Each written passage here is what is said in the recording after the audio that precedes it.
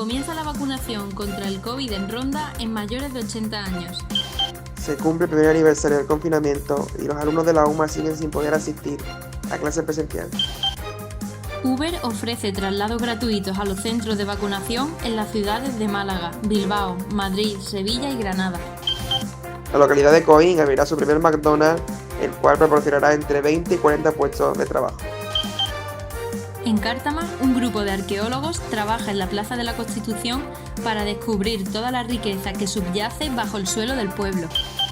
El Ayuntamiento de Innate inaugura con un partido de fútbol sala una nueva pista polideportiva. En Cultura, el CICE de Málaga presenta un nuevo proyecto audiovisual muy novedoso donde se reinterpretan algunas de sus obras más famosas. Buenas tardes, hoy comenzamos un informativo muy especial. Hace un año la COVID-19 llegó a nuestras vidas y nada ha sido igual desde entonces, ¿verdad, Samu? Hoy os estamos informando desde la Facultad de Ciencias de la Comunicación para homenajear a todos esos periodistas que nos han mantenido actualizados en tiempos tan complicados. Buenas tardes, Julia, así es. Hoy nos encontramos aquí, donde son los futuros comunicadores del país, para decir toda la actualidad que acontece en la ciudad de Málaga. Empezamos a ver la luz al final del túnel gracias a la etapa de vacunación que se está desarrollando en España. Hoy tenemos a Mariana, la ciudad soñada, donde nos cuenta la etapa de vacunación con las personas mayores de 80 años. Vamos allá. El Servicio Andaluz de Salud ha comenzado este jueves en Ronda la vacunación contra el coronavirus en mayores de 80 años.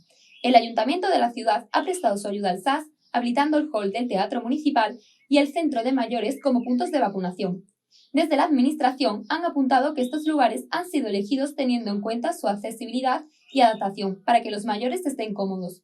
La vacunación se prolongará hasta mañana viernes, con lo que el Servicio Andaluz de Salud espera administrar la dosis de la vacuna de Pfizer a toda la población mayor de 80 años de la ciudad. Hemos tenido dos formas de que los mayores llegasen al centro, que una era a pie acompañado de un familiar y se le proporcionaban dos sillas, uno para él y otro para el familiar, o a través del coche. El equipo multidisciplinar estaba formado por de 4 a 6 enfermeras, algunas preparando la vacuna, otras vacunando y otras viendo que el tiempo de espera se llevaba a cabo. Ya que hay que decir que el tiempo de espera son 15 minutos desde que se pone la vacuna hasta que vemos que el paciente pues, se encuentra bien. No ha habido ninguna incidencia, ningún paciente ha tenido ningún evento adverso y la verdad que todo ha ido según lo planeado. Desde el área sanitaria de la Serranía de Ronda no se ha especificado el número de vacunas que se pondrán estos días, aunque sí han afirmado que serán cientos, al existir una población muy envejecida en la comarca. El SAS ha precisado que este colectivo ha sido citado por orden de edad. Además, los vacunados deben permanecer durante 15 minutos en el centro de vacunación para observar posibles efectos secundarios. La educación también se ha visto gravemente afectada por la pandemia, especialmente en la universidad. Los alumnos de la UMA llevan más de un año sin poder asistir presencialmente a las clases. Laura Martín nos da los detalles. Se cumple el primer aniversario del confinamiento. Acabo de comunicar al jefe del Estado la celebración mañana de un Consejo de Ministros extraordinario para decretar el estado de alarma en todo nuestro país, en toda España, durante los próximos 15 días. Y los alumnos de la UMA siguen sin volver a las clases. El 14 de marzo de 2020 se hizo oficial el estado de alarma que paró todo el país. Uno de los grupos más señalados durante toda la pandemia ha sido el de los jóvenes. Los universitarios terminaron el curso pasado en casa y en el actual, la universidad ha permanecido más tiempo online que semipresencial. Muchos de ellos sienten que están perdiendo mucho a nivel educativo. Pues la verdad que a nivel educativo me ha afectado bastante porque yo creo que tanto a mí como a todos los estudiantes, ya que nos han quitado las clases presenciales y estamos de manera online y obviamente la enseñanza pues baja mucho el rendimiento. Los centros cerrados han sido uno de los factores que han producido la denominada fatiga pandémica en los más jóvenes, según el estudio SPACOV. Esta se manifiesta en su estado anímico, más deteriorado aún que en el resto de la población. En abril de 2020, los estudiantes se mostraban más optimistas que el resto de la población. Sin embargo, actualmente ha aumentado su preocupación por el futuro, ya que lo ven marcado por la pandemia hasta el punto de afirmar en un 15% de los casos que la economía no se recuperará nunca. Psicológicamente yo creo que a todos nos ha afectado, pero luego también la economía, como está, yo creo que nos va a afectar luego a la hora de encontrar un trabajo y todo eso. Y en el futuro laboral lo vemos crudo porque va a haber una crisis muy grande, entonces también eso nos da ansiedad de que en un futuro nosotros vamos a tener que vivir toda esa crisis. La empresa americana Uber la cual proporciona vehículos de transporte, ha iniciado una campaña en España para agilizar la etapa de vacunación. Esta iniciativa se lleva a cabo, en principio, en las ciudades de Madrid, Barcelona, Bilbao, Valencia y Málaga. Carmen González nos cuenta los detalles. Uber ofrecerá 20.000 traslados gratuitos de ida y vuelta a los centros de vacunación en 5 ciudades en España con el fin de facilitar el traslado de la población a sus citas de vacunación y así contribuir en la lucha contra la pandemia del coronavirus. Lo hará en Málaga, Madrid, Sevilla, Granada y Bilbao. Tal y como ha informado la empresa en una nota informativa, tendrán 2 viajes gratuitos todas las personas llamadas a vacunarse. Los viajes deberán comenzar o terminar en uno de los centros de vacunación que se han establecido, entre los que se encuentran el Palacio de Ferias y Congresos de Málaga, el Palacio de Congresos de Marbella y el Centro Cultural Pablo Picasso de Torremolinos. Pues me parece muy bien, ya sale todo gratis, la vacuna y Uber. Súper bien, porque al final la gente que no tenga coche o no disponga de un coche propio, pues podrá ir a vacunarse y tampoco pone en riesgo a nadie porque seguro que toman las medidas pues, que hay que tomar para evitar una transmisión del virus. Para preservar la seguridad de todos sus viajes, Uber ha repartido mascarillas y material desinfectante entre sus socios conductores de toda España. Los vehículos son desinfectados diariamente y los conductores limpian las zonas de más uso como cinturones de seguridad o tiradores antes y después de cada viaje. En septiembre, Uber anunció un acuerdo con Unilever para la distribución de 8.000 kits de higiene entre sus socios. No lleva a nadie, pues nos han mandado hoy el correo, pero es cierto que están llevando gratis y alguna gente con descuento también. La pandemia ha afectado de forma directa a la economía. Según fuentes del Ministerio de Trabajo, hay casi 500.000 más de parados que hace un año. Sin embargo, el pueblo de Coín ha logrado revertir la situación y ha abierto un nuevo McDonald's que va a dar trabajo a 40 personas. Carlos Mairena, desde Las Obras. Sí, Marc, nos encontramos frente a lo que será en breves el primer restaurante McDonald's del pueblo de Coín y uno de los primeros del Valle del Guadanorte. Su construcción está prácticamente finalizada, a vista de acabar en las próximas 2 semanas y, ya que tenía como objetivo, acabar antes de que empezara el verano. Este restaurante quedará entre 20 y 40 puestos de trabajo, es junto a otros muchos restaurantes de muchas franquicias de las muchas inauguraciones que han habido en el pueblo de Coín, ya que hasta el último año el pueblo solo constaba de un Burger King que se sitúa enfrente de donde se encontrará el futuro McDonald's, en el centro comercial La Trocha. Pues sí, yo me enteré hace ya unos mesecillos de que estaban construyendo allí un McDonald's. Primero vi las máquinas grandes de construcción allí, ya luego más tarde me enteré de lo que iban a abrir era un McDonald's. Y yo me alegré bastante cuando lo vi, la verdad, porque eso, hace cosa de un año así, teníamos que ir a Málaga para todos los restaurantes de cadena rápida. Y ahora en eso, cuestión de un año, de repente tenemos aquí un par de Burger King, de hecho, tenemos un Telepizza y ahora el McDonald's. Así que está muy bien, la verdad. Yo me enteré también de que iban a dar un montón de puestos de trabajo, sobre todo entre nosotros los jóvenes, está muy bien. Lo único que he escuchado es que los restaurantes no están muy contentos porque es verdad que es más competencia, pero yo creo que va a ser más bien que mal. Una nueva adquisición que el pueblo coíno celebra a excepción del sector de la restauración local, el cual no puede evitar preocuparse. Cambiando de tercio, en la localidad de Cártama, un grupo de arqueólogos trabaja en la plaza del pueblo para descubrir los hallazgos y trabajos históricos que subyace el pueblo del siglo VIII hasta la actualidad. Dentro vídeo. La Plaza de la Constitución, la plaza junto a la iglesia, o como la conocen aquí coloquialmente, la plazoleta, es el lugar del municipio de Cártama donde se está llevando a cabo un trabajo histórico sin precedentes en toda Málaga. Un grupo de arqueólogos está pasando aquí los días para descubrir toda la riqueza que subyace sobre el suelo del pueblo. Restos arqueológicos desde el siglo VIII a.C. hasta la actualidad de todas las fases históricas. Es una cosa muy singular en el país y se concentran aquí en la Plaza de la Constitución. Este es un proyecto impulsado por el Ayuntamiento con el objetivo de resaltar la cultura de Cártama.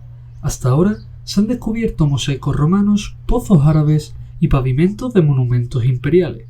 Lo más reciente es esta zona perteneciente al ábside de una basílica romana. Para llegar hasta aquí, hay que viajar por todas las etapas históricas que han sobrevivido bajo la tierra cartameña.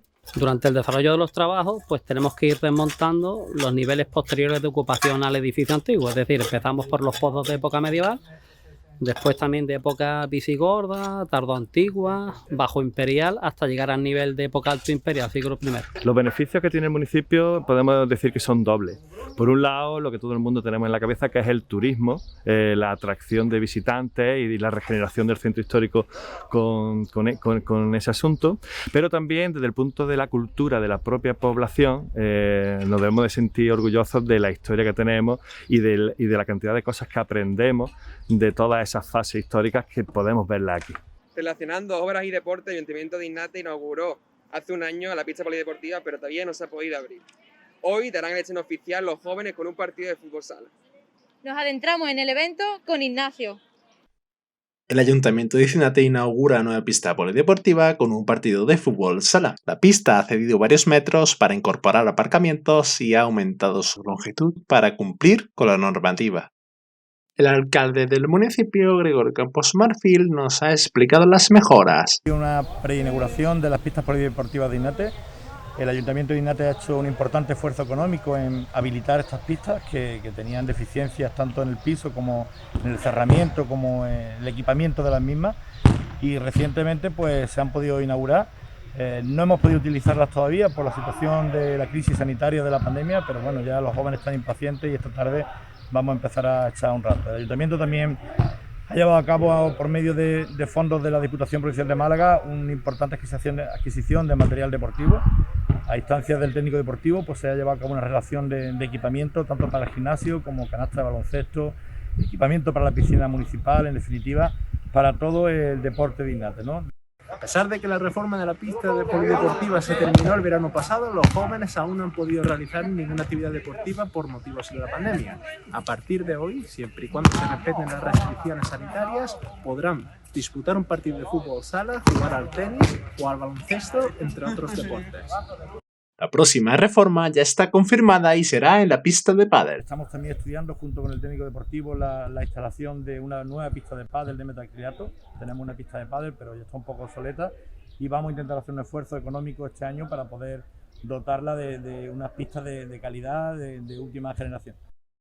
A lo largo de este año se elaborarán los otros grandes proyectos presupuestarios que darán colorido al complejo deportivo. En Cultura, el Museo Carmen Thyssen inaugura una exposición que reinterpreta 4 obras clásicas del museo. Nos parece una experiencia muy interesante y nos hemos querido adentrar en ella. El Museo Carmen Thyssen de Málaga inauguró el pasado 9 de marzo el proyecto Emblemas. Consiste en una obra audiovisual que reinterpreta 4 obras clásicas de la colección permanente. Se puede visitar de forma gratuita en la Sala Noble hasta el día próximo 9 de abril. El objetivo de Emblemas es proporcionar una experiencia nueva a los usuarios del museo. Une 4 obras clásicas: Santa Marina de Zurbarán, La Buenaventura de Julio Romero de Torres, El patio de la casa de Sorolla y Julia de Ramón Casas.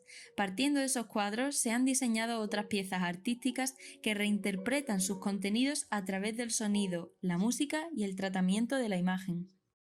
Carlos González Martínez es pianista profesional y experto en arte que une diferentes disciplinas. Ha colaborado con los autores de Emblemas en otras ocasiones y da su punto de vista sobre la obra. Pues creo que lo más interesante ha sido utilizar todas estas técnicas contemporáneas para hacer un tratamiento así multidisciplinar. He visto una analogía muy fuerte con la creación de principios del siglo XX, ¿no? Donde los artistas intentaban integrar todas las técnicas. Se trata de una apuesta del museo para crear nuevos contenidos que atienden a los intereses de un público muy diverso. El proyecto lo ha realizado el colectivo malagueño Transdisciplina, integrado por Chinowski Garachana, Azael Ferrer y Alejandro Levar. Hoy hemos conocido a Pablo Gil, un estudiante de periodismo que está intentando abrirse paso en esta profesión tan complicada en tiempos de pandemia. Así es, Julia, he tenido el placer y el gusto de hablar con él. Os dejamos con la entrevista. Muy buenas, hoy hemos traído a Pablo, estudiante de periodismo, el cual nos va a contar su experiencia, tanto de estudiante de periodismo como trabajador de Bisoccer, empresa malagueña dedicada al deporte, y sobre todo en plena pandemia. ¿Qué tal, Pablo? ¿Cómo estás? Muy bien, encantado de estar aquí. Primero de todo, ¿qué fue lo que te llamó la atención del periodismo? Hombre, yo quería contar las noticias, quería contar el día a día, la actualidad y todo ello, y además en un trabajo que no fuera monótono, porque a mí es lo que más me preocupaba, un trabajo que me gustara, que me atrajera, y en este caso yo creo que el periodismo cumple todos esos requisitos porque todos los días es algo nuevo. Puede que a muchos estudiantes les traiga también la idea de trabajar y estudiar al mismo tiempo. ¿Cómo conseguiste tú el trabajo en Bisover? Yo empecé desde primero de carrera colaborando con una radio local malagueña y bueno, pues ahí a través de algunos contactos al final siempre sale un hueco, te llaman y te dan una oportunidad y así empecé yo. Así que esto funciona así. ¿Podrías explicarnos cuál es la experiencia de trabajar y estudiar al mismo tiempo en la universidad? Es complicado, no te voy a decir que es sencillo porque es muy complicado y sobre todo en una jornada completa donde tienes que estar 8 horas diarias en un sitio y con un horario que quizás pues, no te beneficia para compaginar el resto de cosas, pero pues bueno, se intenta, digamos, buscar el equilibrio entre el periodo laboral día a día con la universidad para intentar sacarlo adelante junto al resto de la vida, que también hay más cosas. Y hablando del trabajo, ¿qué te ha aportado para tu experiencia Bisover? Hombre, me ha aportado muchas cosas, sobre todo en tema de redacción y demás, porque obviamente el estar día a día tratando temas, escribiendo, buscando nuevas fórmulas y todo ello, te da bueno, una variedad de elementos que no te la aporta el estar en otro sitio. Entonces, la verdad es que por ese lado contento. Yo, de hecho, bueno, tuve que elegir en su día entre irme de Erasmus o trabajar, que es prácticamente los polos opuestos, y al final pues tomé esa decisión y no me arrepiento, la verdad. Y tanto en el ámbito educativo como laboral, ¿cómo te ha afectado a ti personalmente la pandemia? Hombre, fue complicado porque yo, de hecho, en abril del año pasado empecé en ERTE por las dificultades económicas de la empresa y claro, luego pues llevarlo, compaginarlo con la modalidad online en este caso, luego el verano, luego el comienzo del curso con tanta incertidumbre que no se sabía si íbamos a volver o no, pues la verdad fue complicado, pero bueno, dentro de lo que cabe yo creo que hemos sobrellevado la situación bastante bien. Y hablando de esas clases, ¿qué prefieres, clases presenciales o clases online? Hombre, a mí me viene mejor clases online porque además yo creo que la UMA ha hecho un esfuerzo en ese sentido importante y dentro de lo que cabe no se ha notado tanto el cambio como podría significar, pero es verdad que hay un cambio muy importante porque el presencial es mucho más dinámico, mucho más todo y consigues una participación mayor tanto del profesorado como del alumno y todo ello, pero yo creo que dentro de lo que cabe la UMA ha sabido sobrellevar esto. Y para finalizar, a modo de consejo, ¿qué les diría a esos alumnos que también quieren estudiar y trabajar al mismo tiempo? Hombre, quizás no les aconsejaría que se metieran ya de lleno en un trabajo, a no ser que tenga alguna necesidad económica importante, pero sí que durante la carrera, que se la saquen por supuesto porque es importante, que se empapen de todo, que hagan prácticas de todo, que intenten pues, hacer todo tipo de cosas, de salir, de entrevistar, de llamar, de hacer programas y de todo, porque al final todo suma y yo creo que en este periodo especialmente hay que empaparse de todo. Muchísimas gracias, Pablo, por venir y despedimos a ti la entrevista de hoy. Esperamos que os haya gustado la entrevista. Retomamos el tema de los estudios que hemos planteado con Pablo. ¿Qué habrá ocurrido con esos alumnos que han estado de Erasmus?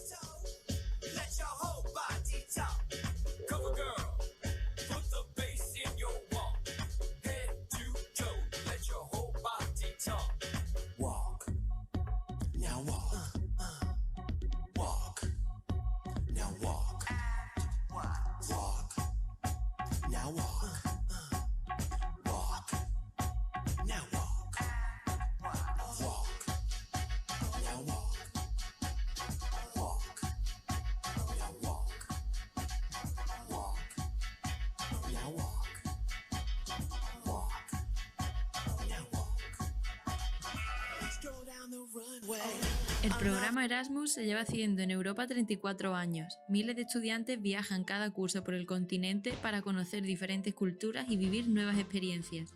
Es uno de los programas más apreciados por los alumnos malagueños. Jesús Gomar, estudiante de marketing, se fue el primer cuatrimestre a Croacia y ya ha vuelto a casa. Disfrutó mucho el conocer gente nueva. Nos cuenta por qué decidió irse de Erasmus. Bueno, yo decidí irme de Erasmus porque quería salir de la zona de confort y también quería experimentar lo que era vivir fuera de mi país y empezar una vida independiente sin tener el respaldo de mi familia o mis amigos más cercanos. Andrea Lapeira, estudiante de ingeniería que se fue a Alemania, quería ver cómo era estudiar fuera. Aprender idiomas sobre todo y también ver cómo se estudia realmente en la universidad en otro país, cómo lo hacen. Beatriz Jiménez está ahora mismo de Erasmus en Polonia. El viaje le ha hecho ganar independencia y conocer a todo tipo de personas.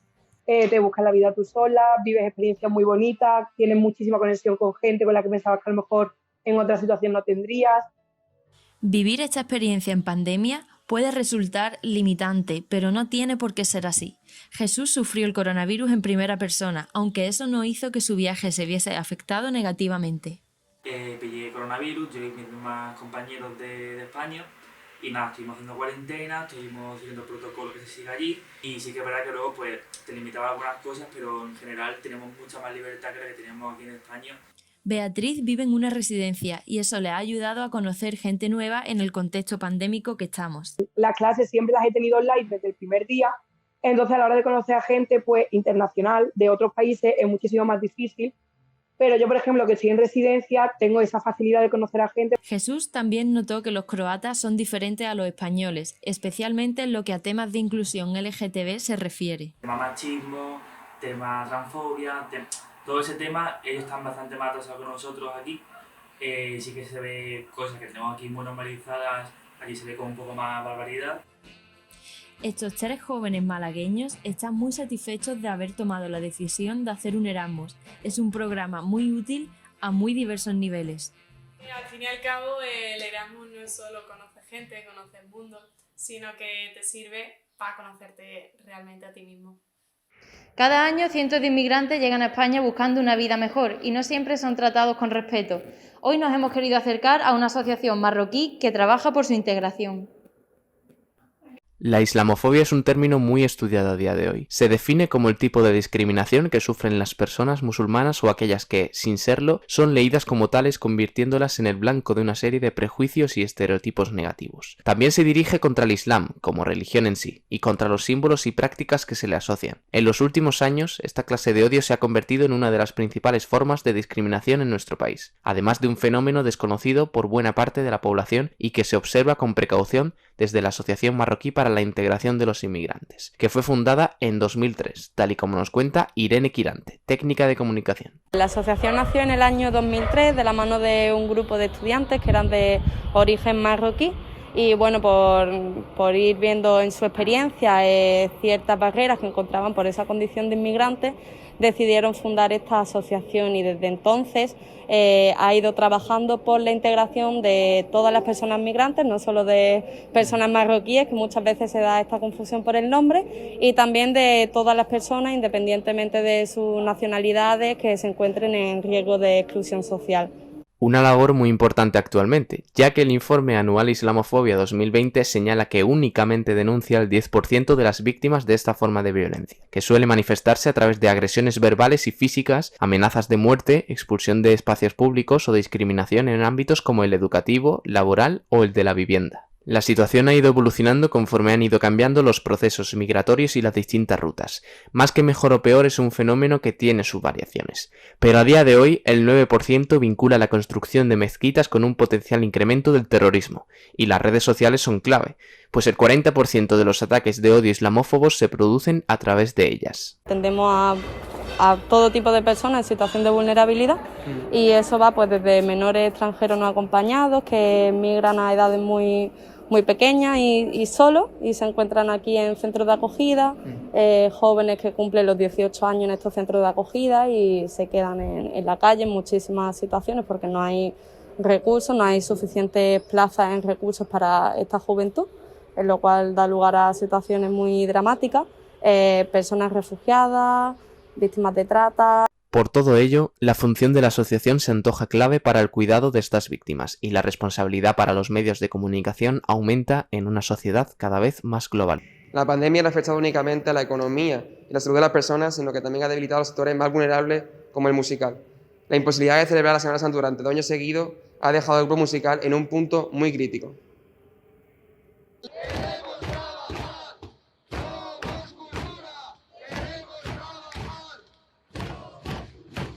La pandemia de la COVID-19 ha causado estragos en todos los sectores de la sociedad. En este caso, vamos a tratar cómo el coronavirus ha afectado al sector musical. Las personas que se dedican y viven de esto han sufrido grandes pérdidas económicas debido a la nueva situación. Como a todas las formaciones musicales, nos afectó de la misma manera, y más en Andalucía, cuando a todas estamos ultimando el trabajo de varios meses de cara a la Semana Santa. Casi el 80% de nuestros ingresos eran de contratos con cofradías y actuaciones con el ayuntamiento, y lógicamente, al no realizar ese servicio, no hemos podido percibir nada. La economía es importante, sí, pero la salud debería estar en primer lugar. Y parece que la sociedad no se ha dado cuenta hasta ahora. Esta puede verse seriamente afectada por este virus si no se cumplen las condiciones adecuadas. En el sector musical hay una serie de medidas específicas que han hecho que tocar sea más difícil que nunca.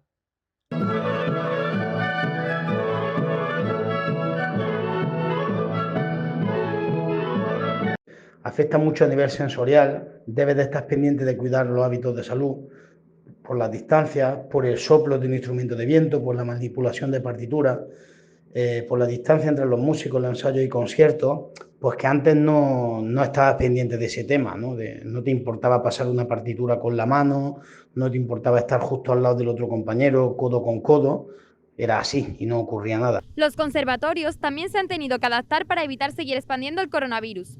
Han trabajado duro, pero al contrario que otros sectores, este sí ha recibido ayuda del gobierno. Bueno, este es un centro que depende de la Consejería de Educación y sí ha habido un pequeño incremento del presupuesto, así que como otra pequeña dotación para dotación tecnológica, además de un aumento del personal de limpieza muy significativo.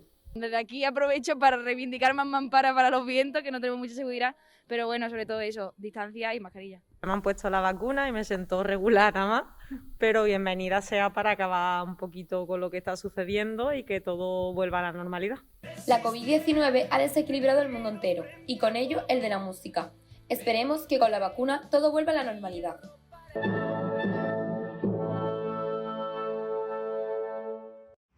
Nos vamos a publicidad, no os mováis porque volveremos en unos momentos con un entrevistado muy especial. Hasta dentro de unos minutos. ¿Crees que las normas para prevenir el contagio de COVID-19 no van contigo? ¿Crees que es un juego? ¿Que eres inmortal? Pues no, no lo eres. Ni tus padres, ni tus abuelos, ni tus hermanos. Nadie es inmortal. Si ellos sufren la enfermedad por tu irresponsabilidad y no la superan, nunca te lo perdonarás. Usa la mascarilla y respeta la distancia de seguridad. Si te proteges tú, también los proteges. A continuación conectamos con Carlos Meirena, en la puerta de la facultad, el cual nos va a responder a las preguntas más frecuentes sobre la vacuna contra el COVID. ¿Puedo vacunarme contra el COVID-19 si estoy tomando medicamentos anticoagulantes? La respuesta es sí, siempre y cuando se mantenga un nivel estable del índice INR. ¿Puedo hacer vida normal si ya me he vacunado? No. Hasta que una gran proporción de la población española esté vacunada, se recomienda que se sigan con las medidas de seguridad. ¿Es obligatoria la vacunación contra el COVID-19? No, en España no es obligatoria la vacunación, sin embargo, es bastante recomendable para poder terminar antes este periodo de pandemia. ¿Me debo vacunar si ya he padecido la enfermedad? Sí. Lo que ocurre es que a los menores de 55 años se retrasa su fecha de vacunación 6 meses. ¿Puedo elegir la vacuna con la que me vacuno? No. La vacuna está elegida en base a la eficacia que tiene en el rango de edad. Por lo tanto, dependiendo de la edad que tenga cada uno, se elegirá una vacuna concreta. Hasta aquí el informativo de hoy, donde poco a poco vamos dando paso para volver a la vida normal. Esperamos que os haya gustado. Mañana analizamos la agenda cultural de Málaga para el mes de mayo, que viene cargada por el Festival de Cine. No os lo perdáis, os esperamos en Málaga 21.